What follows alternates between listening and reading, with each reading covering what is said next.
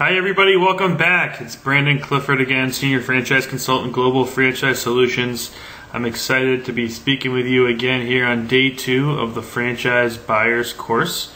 Yesterday we covered an awesome topic, why franchising, kind of discussed a little bit about the power of franchising, the impact it has on our local communities and on a nationwide level. And today we're going to dive a little bit deeper and get into what is a franchise, talk a little bit about the elements of a franchise system, the entry into a franchise system, things of that nature, and hopefully clear up any sort of misconceptions or preconceived notions that you might have had about a franchise. So again, we're here at day 2 of the Franchise Buyers course. I'm really excited that you're here. Hopefully you didn't miss out on yesterday's at all. It should be delivered right to your inbox, or if you for some reason missed it, give me a call. My cell is 978-891-7145. I'm always accessible to my clients. Also, feel free to shoot me an email, Brandon at Global Franchise Solutions, and we'll get you that course delivered to you. So let's get into day 2 right now.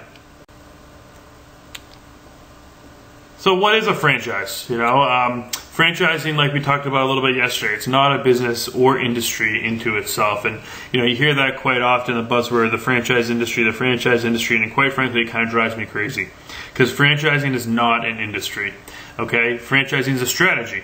It's a strategy for growth by the franchisor. Their goal is to penetrate and dominate a marketplace. So someone has a brand, something that works in their local community, and they want to expand. So they can choose to open more stores, corporately, and take on the pains of hiring corporate store employees and managing corporate store managers, or they can take on investors, and that's really what franchising is. And it creates this network of like-minded people all across the country, all across the world. All these pieces of the puzzle that have shared their shared passions, their shared visions for the company, and they want to use their strengths and leverage them with other people's strengths to help each other in business. So that's what makes franchising so powerful. We talked about that yesterday. It's people helping people in business to create a network, so you can leverage your strengths with other people's strengths. And when you're able to do that, you really are able to kind of lower your risks and hopefully have some higher profits and higher returns on your investment. So to talk a little bit about the elements of a franchise and what exactly makes up a franchise, the first thing we have is the brand. That's that proven business model, the franchise name, the products, the services that they're delivering. What's great is the franchisor really focuses on creating that memorable and satisfying experience, something that creates repeat business, that creates repeat customers who keep coming back to the door every single day, day in, day out. They have their operating systems. So everything has to be institutionalized. That excellent service, that excellent product, the memorable experience has to be packaged up in a bottle so that it can be done and replicated over and over and over again, no matter what city, what market, unit to unit, in a very consistent manner. And that's how franchises grow such large companies and see such success, is that they have that great brand, they have that great operating system, and then now when a customer is traveling abroad or in a different city or a different part of the country, they know what they can expect when they walk into this business or are requesting a service. And then there's the support system, and this is probably the most important element of the franchise, in my opinion, is the support system. It's the help that the franchisee gets to grow their business, and deliver that service and deliver that memorable experience to the customer and keep it consistent across the country. This is what the franchisees need in order to improve their own individual unit performance, and so that can come in a number of ways. It can be weekly calls with a coach. It can be monthly visits from a franchise consultant. It can be peer-to-peer networking, talking to other franchise owners, and it's very, very powerful. There's strength in numbers. Everyone knows that, and it's why a lot of independents fail. You're on your own, your head's down, you're trying to figure out how to make payroll next week. You don't have that big vision, that shoulder to lean on. You don't have the support system in place to help you get through times that are tough, because every business faces struggles. With a franchise, you could call your sister location that's across the town or across state lines and talk to them about best practices. What did they do to get through their first 3 years of business? How did they ramp up?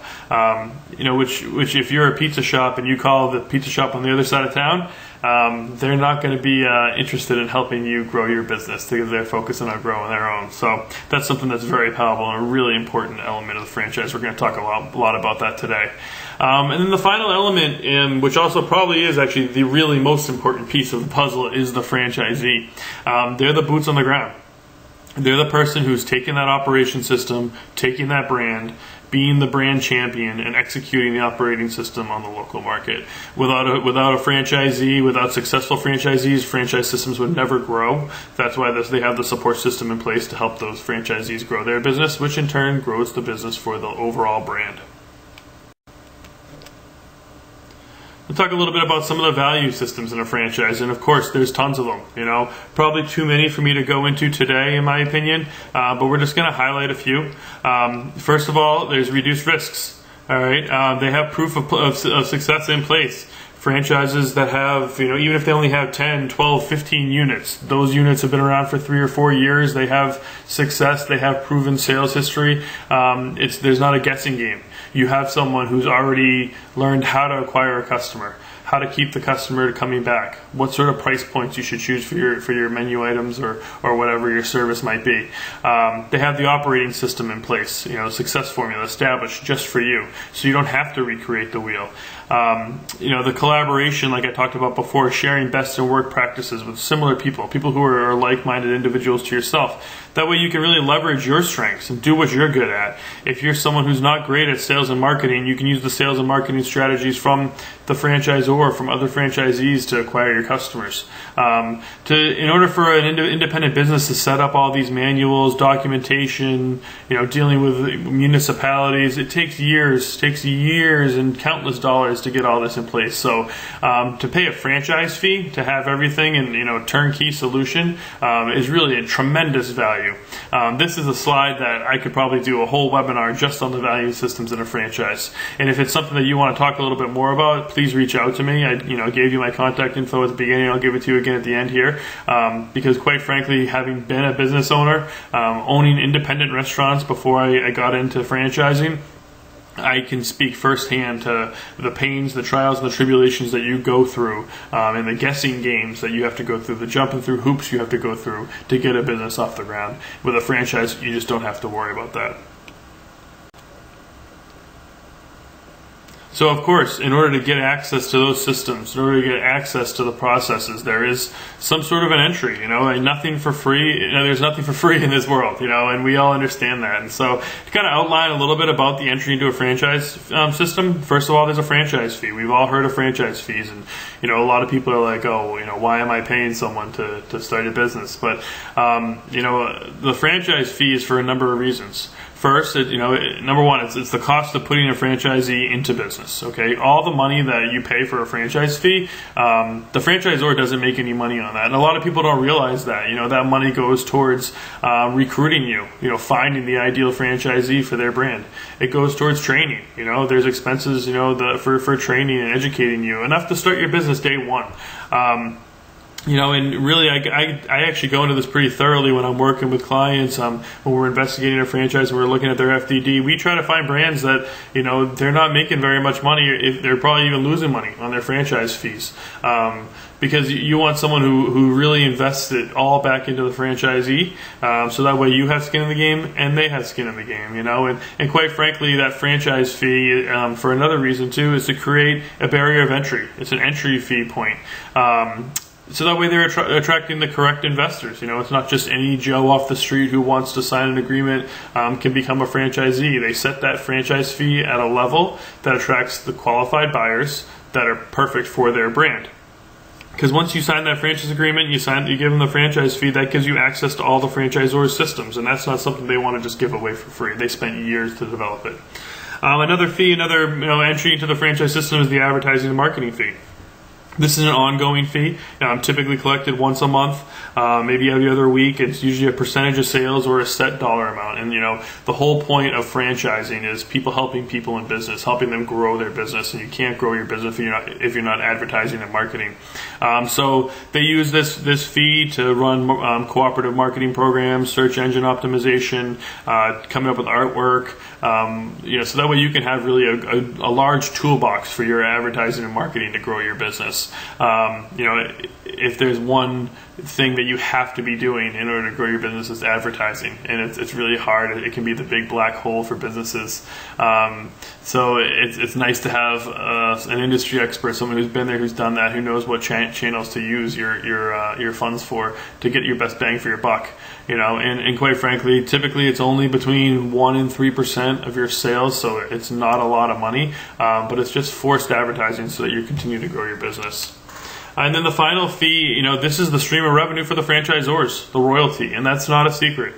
Everyone knows that this is where the franchisor makes their money, and honestly, that's a good thing. Because now they haven't made any money on your franchise fee. They've reinvested all your advertising and marketing fee back into you to continue to grow your business. They reinvested their franchise fee back into you to help you find you and help you start your business. So now they're making their money on the royalty. Where are you making your money? On your sales as well too. So now it's a win-win. Everyone's in it to win it together. The more money that you make as a franchisee, the more money they make as a franchisor. So it's really the oil that kind of drives the engine. And it's based a percentage off your gross profit is typically the normal way. Sometimes you'll see a set royalty, just a flat fee royalty, but more often than not today, it's a percentage of sales that's collected, again, monthly, sometimes weekly or bi-weekly, whatever's set out in the franchise agreement. So when it comes to a franchise versus independent, that's usually what people are faced with. Should I join a franchise system, or should I, open my own business? And really, the numbers don't lie; they tell the story. Your operational resources and ongoing support is what's going to make a good franchise flourish. Part of the process, I really encourage candidates to speak to existing franchisees in the system to validate what the support that's given by the franchisor. Because when you get good support and you have good operational systems, your revenue is going to follow. According to a recent FranNet study, which is what this image is from here, is franchisees actually achieve 60% higher revenue in the same industries and had lower operating costs than their independent counterparts. So numbers don't lie. I'm a big numbers guy, and you got to kind of follow the money and go where the money is. So thanks again. That's all we have for today. Try to keep these short and brief. This is your 12-minute, 15-minute, email course into your inbox. I'm excited to continue this journey with you. If you have any questions or want to talk a little bit more in depth about this particular presentation or any of the other presentations that we've had, feel free to reach out. My cell phone is 978-891-7145. You can reach me on my email, brandon@globalfranchisesolutions.com, or on the web, www.globalfranchisesolutions.com. Stay tuned for tomorrow's franchise buyer course, where we're going to jump into franchising 101.